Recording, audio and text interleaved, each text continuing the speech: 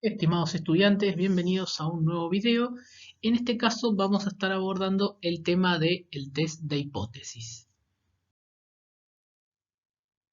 El test de hipótesis es otra de las herramientas que utiliza la inferencia estadística y siempre seguimos con el mismo modelo. La idea es estudiar la población. Como el acceso a la población suele ser costoso, inaccesible, inoportuno y demás, se utiliza una muestra. Hemos visto en las clases anteriores la utilización del intervalo de confianza como una de las herramientas de la inferencia estadística y en este caso vamos a abordar esta metodología que es el test de hipótesis. ¿Para qué sirve el test de hipótesis?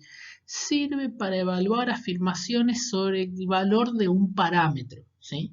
A diferencia del intervalo de confianza, con el cual lo que hacíamos era determinar un intervalo, un límite inferior y un límite superior, dentro del cual esperábamos con una determinada confianza que se encuentre el parámetro poblacional.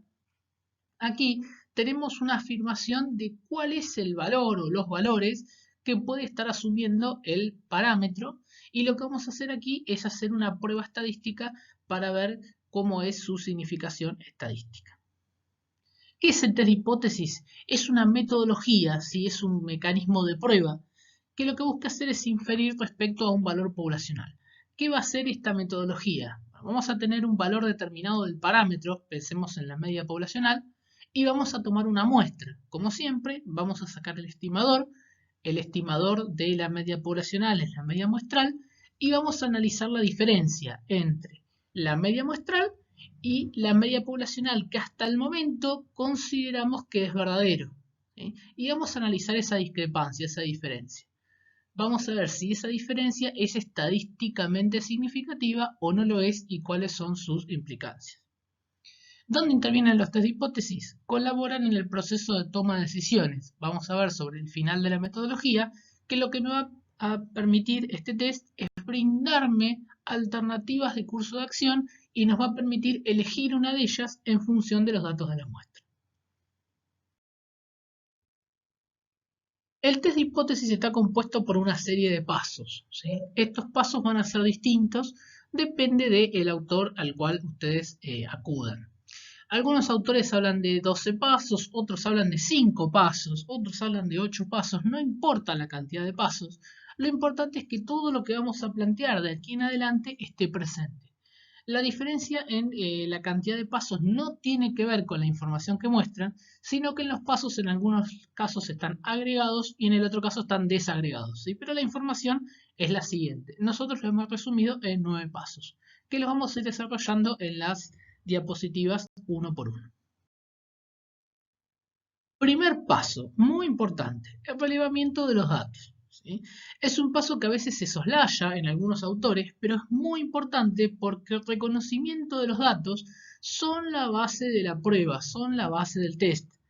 Entender los datos, ¿sí? Entender el enunciado propuesto, entender la situación que estoy investigando. ¿Sí? Nosotros vamos a trabajar con enunciados, pero en la realidad hay que hacer un estudio de un determinado problema, de una determinada problemática, y eso va a tener una serie de datos con los cuales vamos a contar. Entonces, comprender esos datos va a ser esencial para elegir el tipo de test de hipótesis con el cual voy a trabajar. Van a ver que nosotros vamos a desarrollar en esta semana el test de hipótesis para la media poblacional y el test de hipótesis para la proporción poblacional. La semana siguiente abordaremos algunos más y dejaremos algunos más que hay y que no se abordarán en esta materia. Son varios. Por eso hay que elegir cuál es el test que voy a utilizar. Y luego la comprensión de los datos me permite expresarlos en la simbología para saber de qué estoy hablando. No es lo mismo hablar de una media muestral que de una media poblacional. No es lo mismo hablar de una dispersión muestral que una dispersión poblacional. ¿Sí? De ahí que vuelve a ser importante entender los datos y luego simbólicamente representarlos de la manera adecuada, tal como les decía ya en la semana 11 cuando empezamos a ver la inferencia estadística. El paso número 2 implica el reconocimiento de los supuestos. Esta metodología plantea la existencia de suposiciones que son el sustento conceptual de la prueba de hipótesis. ¿Sí?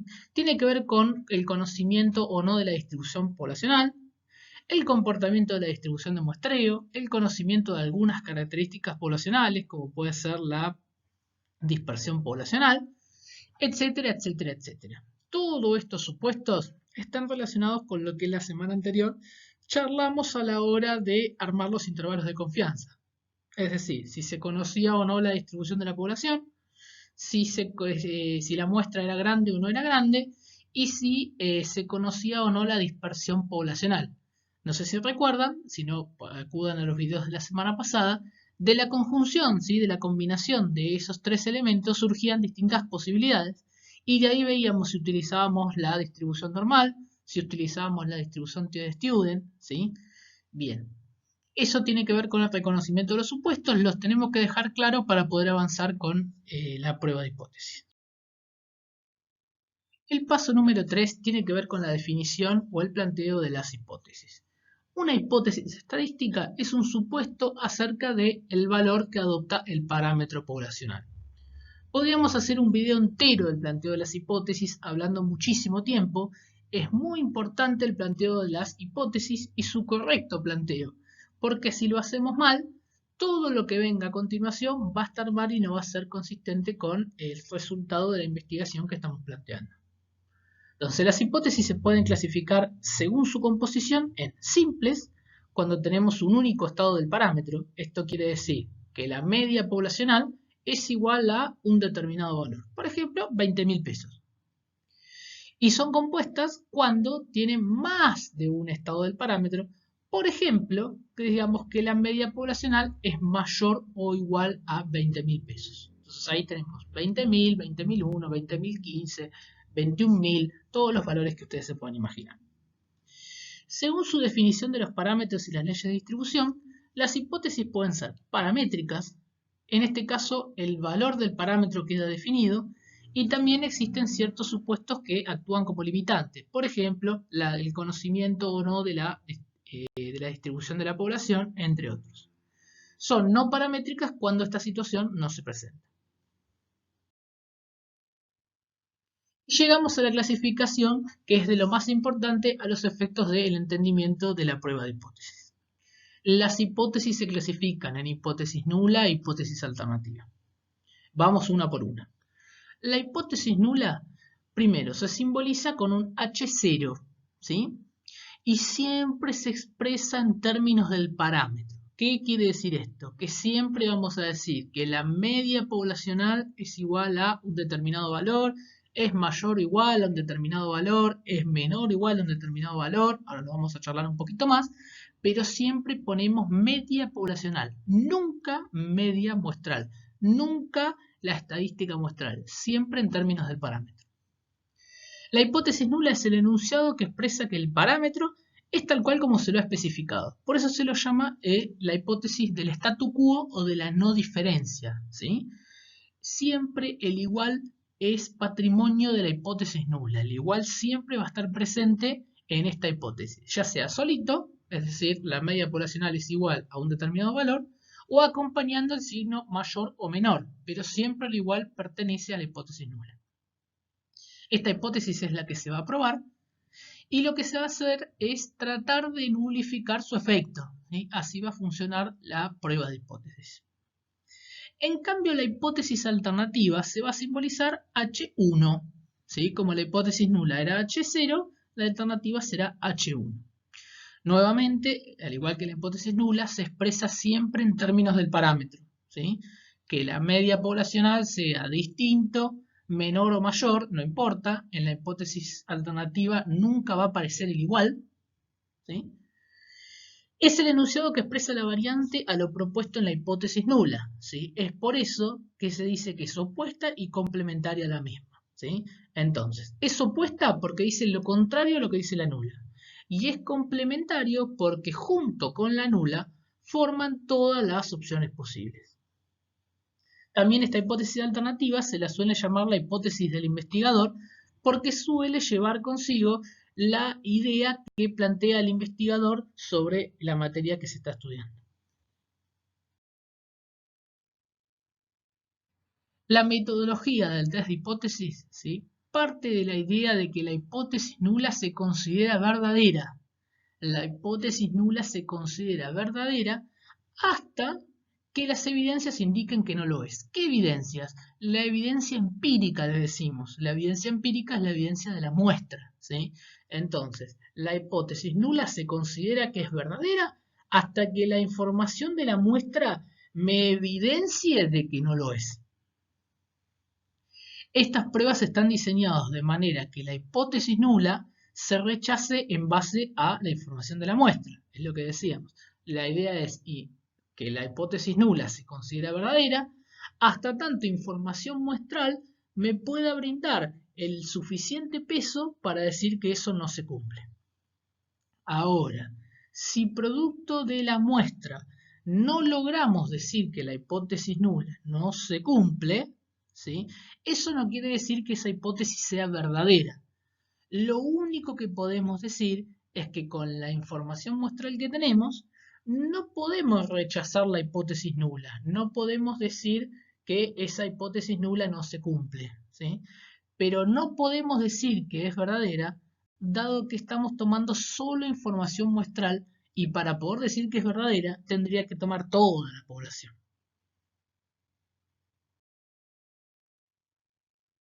El planteo de las hipótesis va a derivar en distintos tipos de test que vamos a ir analizando. Se llama test bilateral cuando el parámetro en la hipótesis nula adopta un único valor. Se llama test bilateral o test de igualdad. La media poblacional será igual a un determinado valor, 20.000 pesos, y la hipótesis alternativa, fíjense que va a decir lo opuesto y lo complementario, que la media poblacional es distinto de 20.000 pesos. Lo opuesto, igual y distinto, y complementario, porque junto con la hipótesis nula forman el total de las oportunidades. En otros casos vamos a querer buscar test, se llaman unilaterales, ya sea de cola inferior o de cola superior, de cola izquierda o de cola derecha. Estos se llaman así en función de dónde esté concentrado el error, que es lo que vamos a charlar en el paso siguiente. En estos test vamos a empezar con el test unilateral de cola inferior. En la hipótesis nula, el parámetro se define como un estado de mayor o igual a un determinado valor. La media poblacional mayor o igual a 20.000 pesos y en la hipótesis alternativa que la media poblacional sea menor a 20.000 pesos. Y como contrapartida, el test unilateral de cola superior plantea un parámetro poblacional en la hipótesis nula, media poblacional por ejemplo, que sea menor o igual a un determinado valor, menor o igual a 20.000 pesos, y la hipótesis alternativa plantea lo contrario, que sea mayor, y lo complementario, ¿sí? Entre ambas, junto con la nula, forman el total de las posibilidades. El paso número 4 que hemos soslayado en el paso número 3 tiene que ver con la identificación de los errores probabilísticos. ¿Por qué existen errores probabilísticos? Y esto lo venimos analizando ya hace 2 semanas atrás. Porque al querer hacer conclusiones sobre la población en función de la muestra, me puedo equivocar, ¿sí? Y estas equivocaciones pueden surgir producto del muestreo. Entonces, existen dos tipos de errores que vamos a analizar en estos test de hipótesis en esta semana. Rechazar la hipótesis nula siendo que es verdadera se denomina error tipo 1. Piensen lo siguiente. Si la hipótesis nula es verdadera, no debería rechazarla. En cambio, si la rechazo producto de la información muestral, ¿sí? Rechazo la hipótesis nula pero era verdadera, entonces me equivoqué. Eso es lo que se denomina error tipo 1. Ese error tipo 1 lleva acompañado una probabilidad.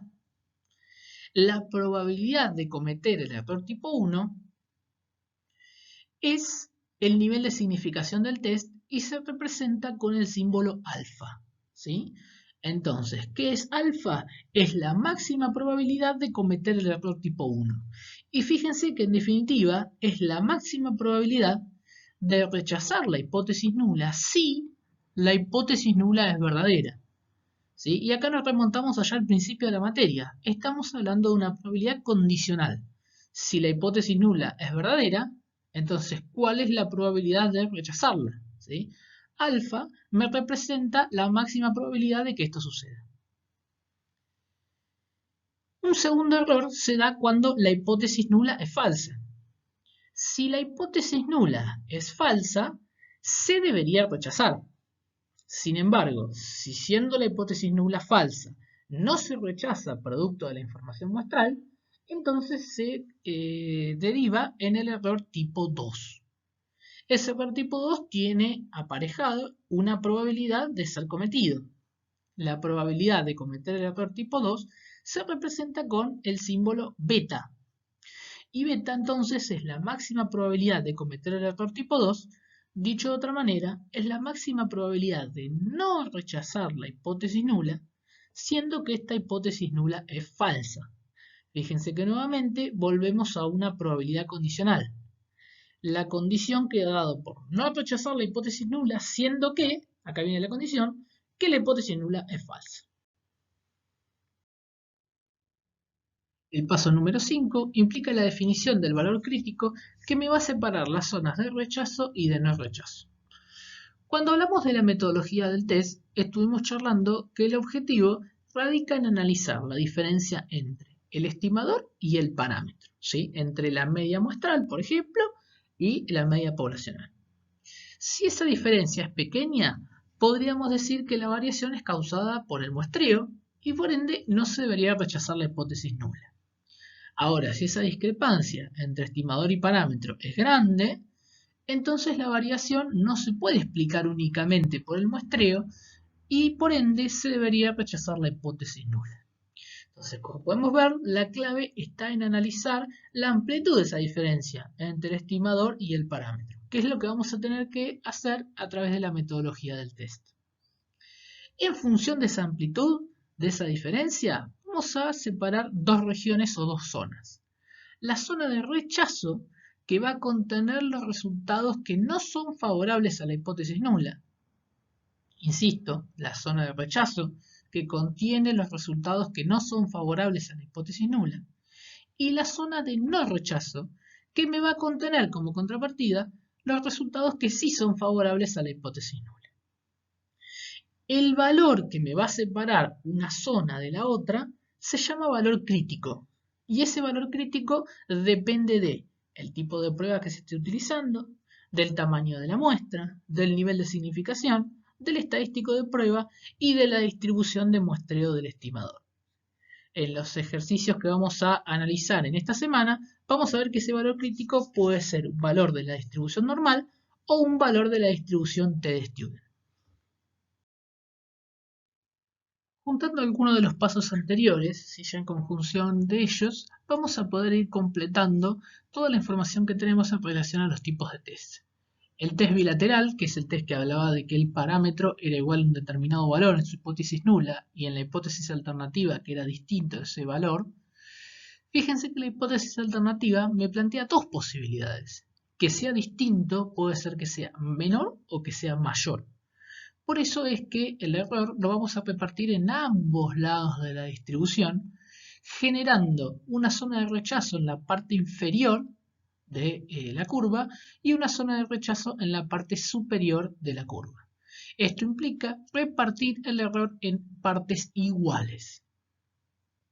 En cambio, en el test unilateral de cola inferior, fíjense que la hipótesis alternativa plantea que el parámetro sea menor a un determinado valor, es decir, que concentra todo el error y lo hace en la parte inferior de la curva, generando la zona de rechazo en su totalidad en la parte inferior.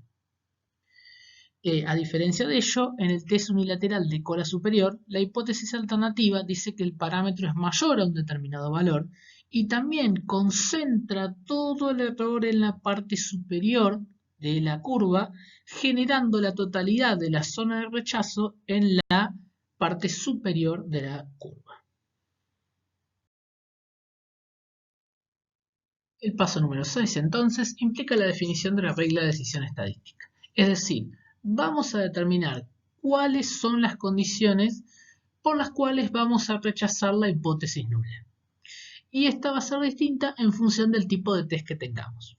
Pensemos en el test bilateral, donde el error estaba distribuido tanto en la zona inferior de la curva como en la zona superior de la curva. Entonces, para los test bilaterales, si el valor absoluto del estadístico de prueba que es un valor que vamos a calcular en el paso siguiente, es mayor al valor absoluto del valor crítico, entonces rechazaremos la hipótesis nula. Esto que está en valores absolutos podemos explicarlo en dos condiciones. Si nos concentramos en la zona inferior de la curva, podemos decir que si el valor de prueba, si el estadístico de prueba es más pequeño que el valor crítico, que va a ser negativo, entonces vamos a rechazar la hipótesis nula, o bien, si el estadístico de prueba que vamos a calcular es mayor que el valor crítico, estamos concentrados en la zona superior de la curva, entonces vamos a rechazar la hipótesis nula. Como vamos a sacar un único estadístico de prueba, un único valor de prueba, entonces puede ser que de existir un rechazo a la hipótesis nula, se dé sobre la zona inferior o sobre la zona superior de la curva. Nunca en ambas, porque es un único estadístico de prueba. Para el caso de los test unilaterales de cola inferior o de cola izquierda, decíamos que el error estaba concentrado en la parte inferior de la curva. Entonces, si el estadístico de prueba es menor al valor crítico, ese valor crítico va a ser negativo, entonces vamos a rechazar la hipótesis nula. Y para el caso del test unilateral de cola superior o cola derecha, vamos a decir que si el estadístico de prueba es mayor al valor crítico, el valor crítico será positivo, entonces se va a rechazar la hipótesis nula. En definitiva, si este estadístico de prueba se ubica gráficamente en la zona de rechazo, independientemente del tipo de test que tenga, se va a rechazar la hipótesis nula, y de lo contrario no lo hará. El paso número 7 implica el cálculo del estadístico de prueba. Se utilizan los datos de la muestra. La información muestral implica el insumo para poder hacer el cálculo en este paso. Y también se utiliza la distribución de muestreo del estimador. Puede ser que saquemos un Z de prueba o puede ser que saquemos un T de prueba. Depende de los supuestos que establecimos en el paso número 2. Conceptualmente implica estandarizar el estimador del parámetro de la hipótesis. ¿Sí? ¿Qué quiere decir esto? Conceptualmente implica estandarizar el estimador del parámetro, estandarizar la media muestral, si hablamos de la media poblacional, por ejemplo, para el caso de los test de hipótesis para la media poblacional. El paso número 8 implica la toma de la decisión estadística. La toma de la decisión estadística va a depender de la regla de decisión que hemos planteado unos pasos antes y del estadístico de prueba que calculamos en el paso inmediato anterior. En función de la regla de decisión estadística, que también lo podemos hacer en base a una determinación gráfica como una manera de corroborar la decisión estadística a través de la regla de decisión, vamos a ver si se rechaza o no se rechaza la hipótesis nula. Y ahí no termina la cosa. Nos queda un paso que no por ser el último es el menos importante. Es la toma de la decisión aplicada. Y este paso no puede faltar de ninguna manera. Consiste en brindar una respuesta en términos del problema en particular. ¿Sí? Vamos a aplicar la decisión estadística, la decisión del paso número 8, ¿sí? Al caso concreto en particular. Es fundamental, y es fundamental que se resuelva bien, porque si tenemos las hipótesis que también mencionamos en el paso 3, que es vital que las planteemos de la manera correcta, y luego al tomar la decisión aplicada decimos lo contrario, está todo mal, ¿sí? Entonces es muy importante que nos tomemos unos segundos adicionales para armar la decisión aplicada en forma consistente. La decisión aplicada, insisto, es contar qué hacer en términos del problema. Entonces, en este paso es donde se ve la contribución en el proceso de toma de decisiones que mencionamos al principio, ¿sí? Acá vamos a tener, cuando llegamos a la encrucijada, a ver qué camino tomamos, en función de toda la prueba de hipótesis, nos va a sugerir un curso de acción a utilizar. Vamos a ver unos ejemplos. El test de hipótesis para la media poblacional. Nos vamos a concentrar en el parámetro media poblacional. El ejemplo dice lo siguiente. El gerente de producción de una conocida empresa argentina está preocupado por evaluar si la máquina de envasado de harina para celíacos por 500 gramos sigue funcionando correctamente. Conoce que históricamente la dispersión en todos los paquetes de harina es de 40 gramos y que el proceso de envasado sigue una distribución normal. Toma una muestra de 100 paquetes de harina, la cual arroja un promedio de 505 gramos por paquete. con un nivel de significación del 5%, indicar si la máquina sigue funcionando correctamente o debe suspenderse el envasado para tomar medidas correctivas. Entonces, como todos los ejercicios que hicimos siempre, hacemos una primera lectura para ponernos en tema y luego hacemos una segunda lectura comprensiva para extraer los datos. Dice que el gerente de producción de una conocida empresa argentina está preocupado por evaluar si la máquina de envasado de harina de 500 gramos sigue funcionando correctamente. Parecería ser que la máquina arroja dentro de un paquete de harina 500 gramos antes de ser cerrado. Históricamente la dispersión en todos los paquetes de harina, quiere decir la dispersión poblacional, no en una muestra, sino en todos los paquetes de harina, es de 40 gramos. Y el proceso de envasado total sigue una distribución normal. Sería la distribución de la población. Toma una muestra de 100 paquetes de harina, 100 sería el tamaño de la muestra, n pequeño, lo cual arroja un promedio de 505 gramos por paquete. Esa sería la media muestral. Con un nivel de significación del 5%, alfa, indicar si la máquina sigue funcionando correctamente o debe suspenderse el envasado para tomar medidas correctivas. Fíjense que lo que estuvimos haciendo es completar el paso 1, que es el relevamiento de los datos. Ahí consignamos que la dispersión poblacional es de 40 gramos, que la población tiene una distribución normal, que el tamaño de la muestra es de 100 paquetes, que la media muestral es de 505 gramos y que el nivel de significación es del 5%. Interpretamos los datos y los volcamos con la simbología correspondiente para poder avanzar en consecuencia. El paso número 2 es el reconocimiento de los supuestos. En este caso, como conocemos la dispersión poblacional, vamos a utilizar la distribución normal.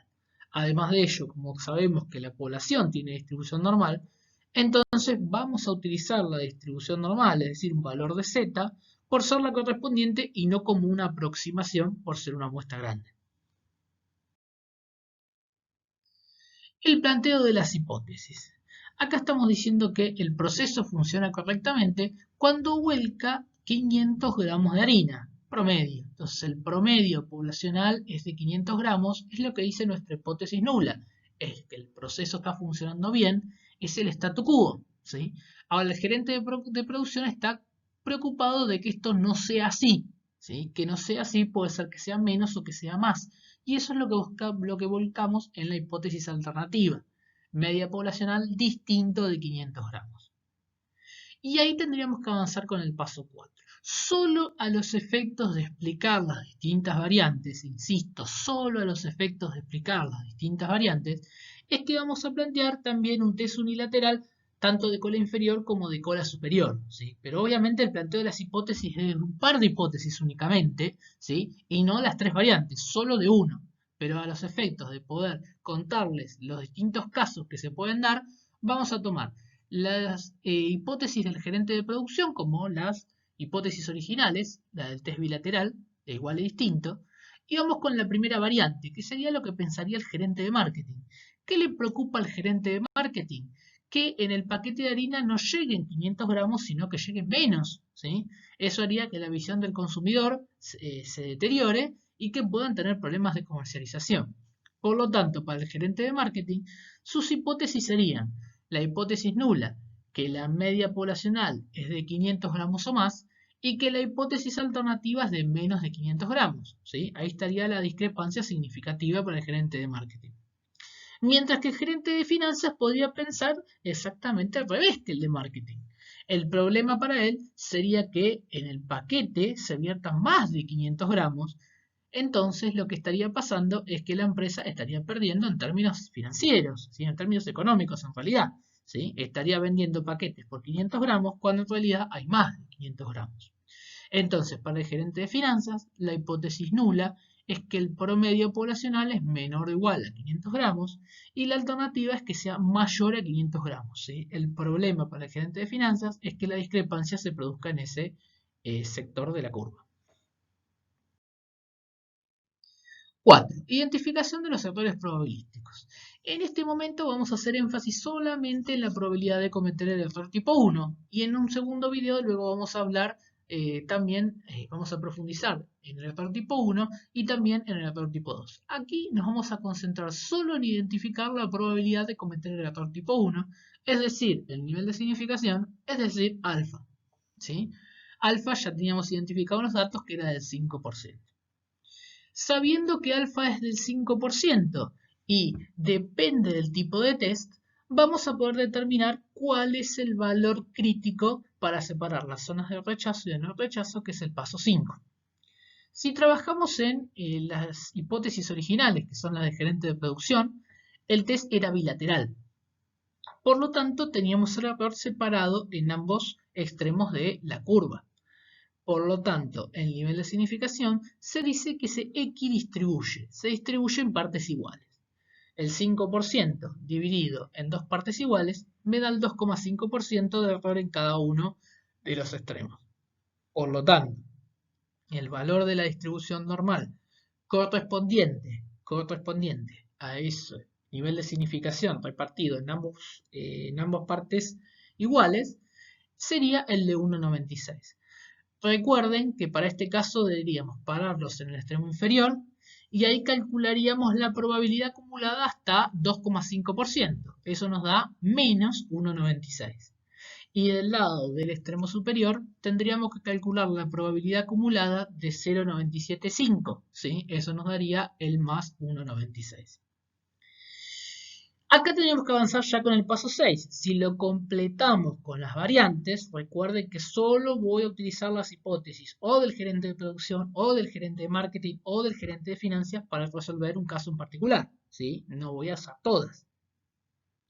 En la variante 1, que es la hipótesis del gerente de marketing, el nivel de significación estaba concentrado en la cola inferior de la curva. No se repartía. El 5% estaba en la zona inferior. Por lo tanto, en la tabla de la distribución normal, tenemos que buscar la probabilidad acumulada hasta el 5%, lo que nos da un valor de menos 1,65. En la variante 2, la hipótesis del gerente de finanzas, el nivel de significación también estaba concentrado, pero en la cola opuesta, ¿sí? En la parte superior de la curva. Entonces, tenemos que ubicar la probabilidad acumulada del 95%, y eso nos daba un valor de 1,65 positivo de Z. Entonces podemos volcar esto gráficamente en un dibujo. Entonces podemos decir, para el gerente de producción que teníamos un test bilateral, donde el error estaba equidistribuido, la zona de rechazo va a quedar delimitada por el valor crítico Z menos 1,96 y Z más 1,96. Las zonas de los extremos serán la zona de rechazo y la zona central será la zona de no rechazo. Para el gerente de marketing, el nivel de significación estaba concentrado en la zona inferior de la curva, entonces el valor crítico de Z era de menos 1,65, que nos determina valores menores a menos 1,65, zona de rechazo, y valores de Z mayores a menos 1,65 implicarán una zona de no rechazo, es decir, un no rechazo de la hipótesis nula. Para el caso del gerente de finanzas, donde el error estaba concentrado en la zona superior, encontramos un valor crítico de 1,65 positivo, que nos separa la zona de rechazo para valores de Z mayores a 1,65 de la zona de no rechazo para valores de Z menores a ese 1,65 positivo.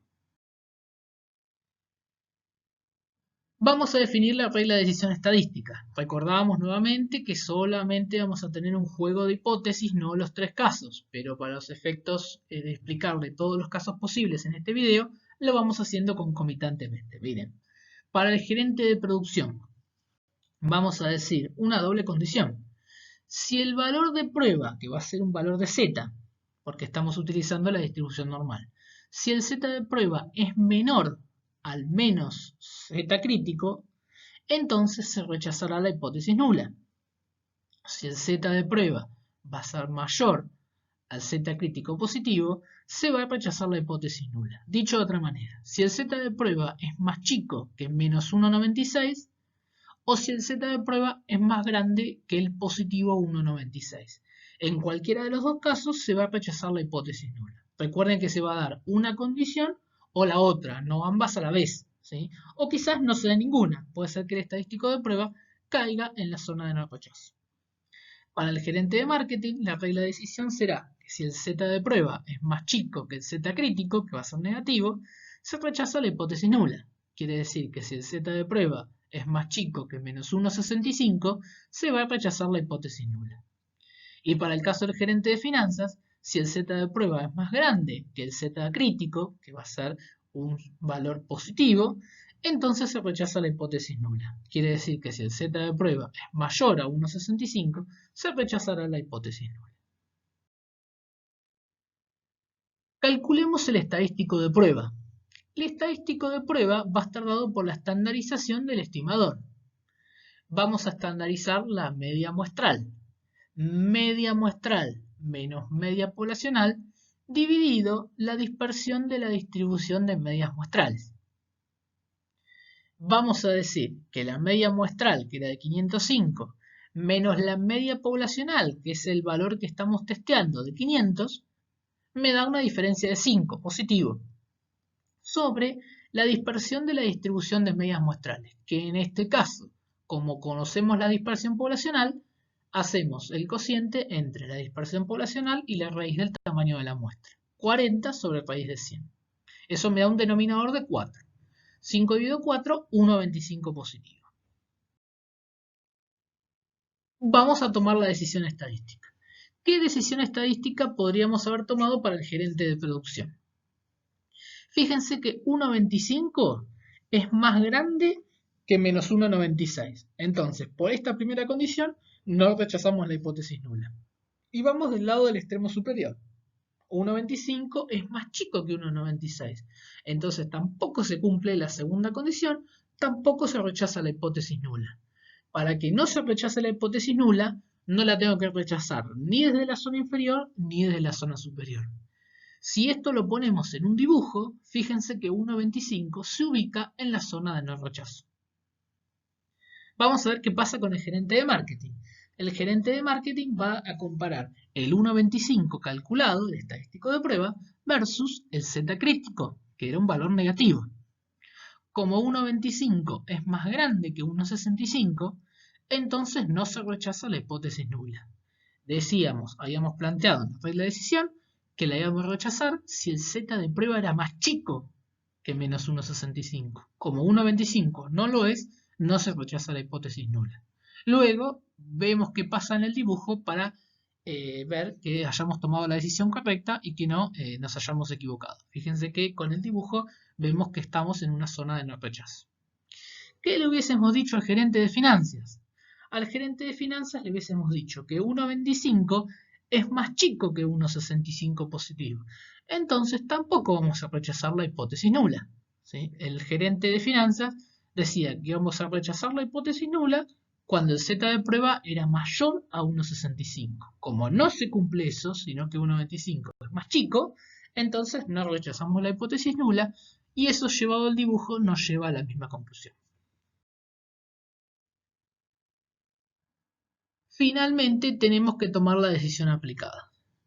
En este caso, como para todos los casos no se rechazó la hipótesis nula, lo que vamos a decir es que no existe evidencia empírica suficiente para rechazar la hipótesis nula. ¿Sí? Así vamos a empezar. Vamos a decir si existe evidencia empírica suficiente o no para rechazar la hipótesis nula. En este caso no, ¿sí? No logramos rechazarla. Entonces, no existe evidencia empírica, evidencia de la muestra, información muestral, que nos avale rechazar la hipótesis nula. Ahora, con esto no le estamos diciendo nada. Imagínense que nos presentamos al gerente de producción y le decimos, como conclusión de todo un estudio, no existe evidencia empírica suficiente para rechazar la hipótesis nula. El gerente de producción me va a mirar, me va a poner cara de no tengo idea de lo que me estás diciendo. ¿Sí? Entonces, hay que aplicarlo en términos del problema. Entonces, no tenemos evidencia de que el proceso de envasado ya no funcione correctamente, ¿sí? Porque el problema es, no pudimos rechazar la hipótesis nula, y la hipótesis nula decía que el promedio, por ejemplo, para el gerente de producción, era de igual a 500 gramos, que era como tenía que funcionar. Entonces, no tenemos evidencia para rechazar de que eso se esté cumpliendo. No tenemos evidencia de que el proceso de envasado ya no funcione correctamente, por lo que no es necesario hacer acciones correctivas. Lo mismo que analizamos para la media poblacional se puede analizar para la proporción poblacional. Vamos a poner un ejemplo. En el municipio de General Pueyrredón se encuentran analizando nuevas políticas de educación para los adultos. Conforme los registros históricos de la Secretaría de Educación, existe un 20% de adultos con un nivel educativo inferior al de primario completo. A los efectos de diagramar una política pública, se desea conocer si dicho porcentaje se mantiene o ha cambiado. Para ello se toma una muestra de 144 adultos, en la cual se encontraron 27 personas con nivel educativo inferior al primario completo. Con un nivel de significación del 5%, indicar si el porcentaje de adultos en esa condición educativa se mantiene. Entonces, primera lectura, vamos con una segunda lectura. En el municipio de General Pueyrredón se encuentran analizando nuevas políticas de educación para adultos. Conforme a los registros históricos de la Secretaría de Educación, existe un 20% de adultos con un nivel educativo menor al del primario completo. ¿Sí? Parecería ser que el porcentaje histórico es de un 20%. A los efectos de hacer una política pública, se desea conocer si ese porcentaje se mantuvo o cambió. Para ello se toma una muestra de 144 adultos. N chico, tamaño de la muestra, 144 personas adultas, en la cual se encontraron 27 personas que cumplen con el atributo. ¿Cuál era el atributo? Que el nivel educativo inferior sea al primario completo. Nivel educativo inferior al primario completo. Con un nivel de significación del 5%, alfa, concluir si este porcentaje se mantiene. Relevamiento de los datos, ¿sí? Lo fuimos haciendo mientras hacíamos la segunda lectura. Tamaño de la muestra 144 adultos. Existe un atributo que cumplen los 27 adultos, que es que tengan un nivel educativo inferior al primario completo. El nivel de significación es del 5%. Y esto no surge explícitamente de los datos del enunciado, pero sí se puede calcular fácilmente, que es la proporción en la muestra de los que cumplen con el atributo nivel educativo menor al primario completo. Es decir, si tengo 27 adultos con un nivel educativo menor al primario, dividido el 144, que es el total de los adultos, quiere decir que en la muestra el 18,75% tienen un nivel educativo inferior. ¿Sí? E históricamente se pensaba que era de un 20%. Entonces, lo que vamos a analizar si esa diferencia entre el estimador, que es la proporción de la muestra, y el parámetro, que es la proporción poblacional, es estadísticamente significativa. Es decir, si se debe solamente al muestreo, ¿sí? La variación tiene que ser pequeña, o si es una variación grande que implica que no surja solo por producto del muestreo y entonces haya que rechazar la hipótesis nula. Reconocimiento de los supuestos. Como sabemos, cuando tratamos de proporciones, estamos hablando de datos categóricos, entonces corresponde la distribución binomial. Pero dado que la muestra es grande, que es mayor, es de 144, entonces se puede aproximar utilizando la distribución normal por aplicación del teorema central del límite. Planteo de las hipótesis. Nuevamente, producto del enunciado, podríamos decir que el porcentaje en la población, la proporción en la población, es del 20% o es distinto del 20%. Es lo que plantea cuando dice si se mantiene o ha cambiado. Cambiado puede cambiar hacia arriba o hacia abajo, aumentar o disminuir. ¿Sí? Ese sería el planteo de las hipótesis. Igualmente que hicimos con la media poblacional, vamos a plantear dos variantes, insisto, el caso es uno, ¿sí? Es un par de hipótesis, o la de la variante 1 o la de la variante 2, depende de lo que estén preguntando, ¿sí? Pero si adaptáramos el enunciado a lo que pretendería el secretario de Hacienda tiene que ver con la aplicación de los recursos. Entonces, ¿qué dice el secretario de Hacienda? Que si él cree que la proporción poblacional es menor del 20%, se van a estar asignando recursos de más. Se van a estar asignando recursos para un 20% de población. Entonces, sus hipótesis serían hipótesis nula. Pi, que es la proporción poblacional, mayor o igual al 20%, y la hipótesis alternativa, lo que él cree es su hipótesis de investigación, que la proporción es menor al 20%. En cambio, los directores de los centros de formación podrían decir que ese dato está desactualizado del 20% y que en realidad es más todavía, por lo que ellos ven en el quehacer diario.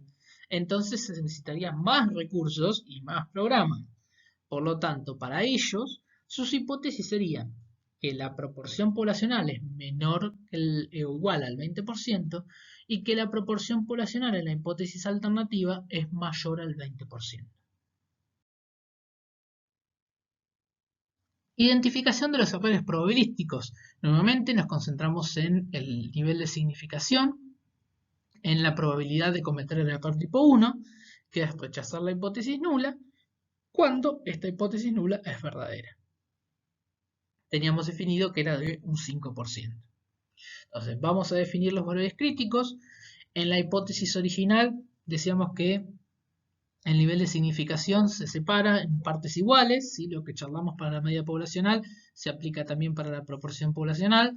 El error distribuido en partes iguales en la parte inferior y en la parte superior de la curva implica 2,5 de error para un lado y 2,5 de error para el otro. Entonces buscamos el valor de z correspondiente a las probabilidades acumuladas, del 2,5% me da menos 1,96 valor de z, y del 97,5% me da 1,96 positivo de z. En la variante 1, hipótesis del secretario de Hacienda, el nivel de significación está todo concentrado en la cola inferior de la curva. 5% concentrado, buscamos la probabilidad hasta el 5% acumulado y eso nos da un valor de z de menos 1,65. Y para los directores del centro de formación y sus hipótesis, el nivel de significación está concentrado en la cola superior de la curva.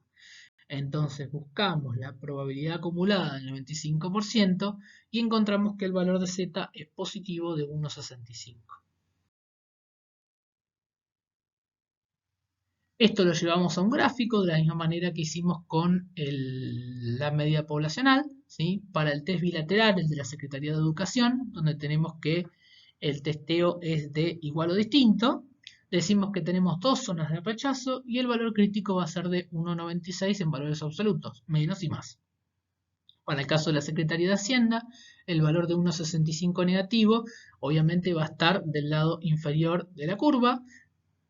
Y en el caso de los directores de centro de formación, ese valor crítico de 1,65 me va a estar separando la zona de rechazo y la zona de no rechazo, quedando la zona de rechazo concentrada en la parte superior de la curva. Definimos la regla de decisión estadística. En el caso de la Secretaría de Educación, decíamos que si el z de prueba, que lo vamos a calcular a continuación, es más chico que el z crítico, que va a ser negativo, estamos en la parte inferior, entonces se rechaza la hipótesis nula, o si el z de prueba es mayor al z crítico positivo, también se rechaza la hipótesis nula. Dicho de otra manera, primera condición, si el z de prueba es menor a 1,96 negativo, rechazamos hipótesis nula, o bien, si el z de prueba es mayor a 1,96 positivo, también se rechazará la hipótesis nula. Recordemos que si se rechaza, se va a dar por una de las dos condiciones, o puede ser que no se rechace la hipótesis nula. Para el caso del secretario de Hacienda, el z de prueba, cuando es menor al z crítico negativo, va a implicar un rechazo de la hipótesis nula. Si el z de prueba es más chico que 1,65 negativo, se va a rechazar la hipótesis nula. Y para los directores del centro de formación, si el z de prueba es mayor al z crítico positivo, se rechaza la hipótesis nula. Le hace que si el z de prueba es mayor a 1,65 positivo, se va a rechazar la hipótesis nula. Recuerden que no se dan los tres casos a la vez, sino que se da uno de los tres casos en función de cómo esté planteada la problemática. El objetivo de esto es que puedan ver todos los casos posibles derivados de una misma situación y de distintos enfoques que le puedan dar distintos actores sociales. El paso número 7 implica el cálculo del estadístico de prueba. Dijimos que tenía que ver con la estandarización del estimador. El estimador es la proporción muestral. Fíjense que lo que hacemos es proporción muestral menos proporción poblacional, P menos pi en el numerador, sobre la dispersión de la distribución de las proporciones muestrales. Entonces hacemos 0,1875, que era el 18,75% de personas con nivel inferior al primario completo que se habían hallado en la muestra, menos el 20% que se presume verdadero en la hipótesis nula. Y esto va a estar dividido, y acá atención y cuidado, porque a diferencia de lo que hacíamos con los intervalos de confianza, donde la dispersión de la distribución de las proporciones muestrales quedaba estimada porque solo teníamos la proporción muestral, ¿sí? En los intervalos de confianza, lo que hacíamos era tener una muestra, le sacábamos la proporción y lo que hacíamos era armar el intervalo para estimar la proporción poblacional, ¿sí? Porque se suponía que no la teníamos. Entonces, en este caso, que estamos haciendo el test de hipótesis para la proporción poblacional, y yo en aquel momento se los advertí, cuidado que los test de hipótesis es distinto. Siempre que tengo un dato muestral y un dato poblacional, se los vengo diciendo desde el primer día, se prefiere el dato poblacional. ¿Sí? Se supone que es más representativo, se supone no, es más representativo que en la muestra. Entonces, si el dato poblacional es más representativo que el de la muestra, lo prefiero. Entonces, en este caso que tengo la proporción muestral y la proporción poblacional, cuando hago el cálculo del denominador, cuando hago el cálculo de la dispersión de la distribución de proporciones muestrales, utilizo pi, porque tengo un valor poblacional, lo prefiero sobre el valor muestral, ¿sí? Entonces hacemos raíz de 0,20 por 1 menos 0,20, esto sería la raíz de pi por 1 menos pi, sobre la raíz del tamaño de la muestra, 144. Esto me da un z de prueba de menos 0,375. Avanzando con el paso número 8, vemos que para el caso de las hipótesis originales de la Secretaría de Educación, donde el test era bilateral, igual o distinto, decimos que menos 0,375 es más grande que menos 1,96.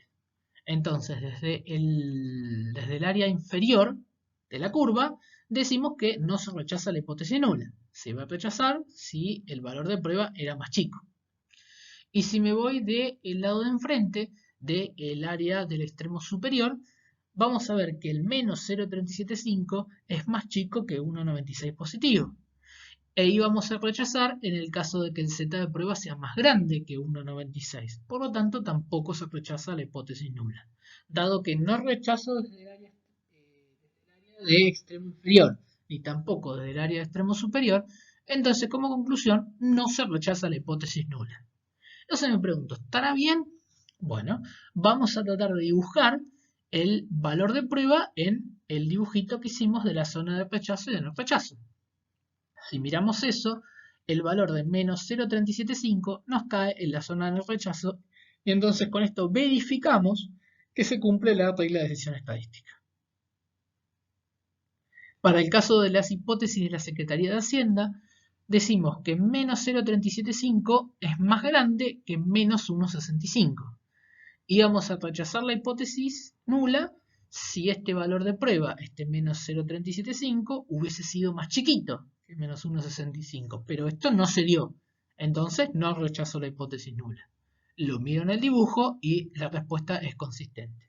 Hago lo mismo con las hipótesis de los directores de centro de formación. Digo, como el z de prueba es menos 0,375 y es más chico que 1,65 positivo, entonces no rechazo la hipótesis nula. La íbamos a rechazar si el z de prueba era más grande que 1,65 positivo. Entonces no se rechaza la hipótesis nula y viendo el impacto en el dibujo llegamos a la misma conclusión.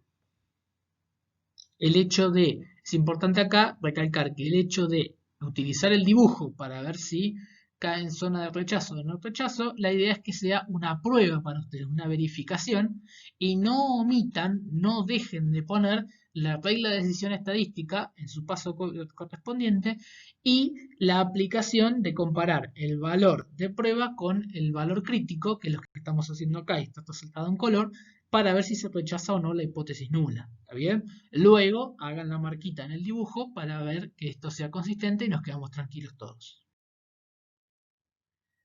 Vamos finalmente a la toma de la decisión aplicada. En este caso tampoco existe evidencia empírica suficiente para rechazar la hipótesis nula. En función de la evidencia muestral, no puedo rechazar la hipótesis nula. Con la problemática original, que era ver si la proporción poblacional era igual o distinto del 20%, que era lo planteado por la Secretaría de Educación, para ver qué políticas llevaban adelante, no existiría evidencia de que el porcentaje de adultos con nivel educativo inferior al primario completo se haya modificado del 20% que se tenía como información histórica. No tenemos evidencia de que ese porcentaje haya cambiado. Muchas gracias, espero les sea de utilidad.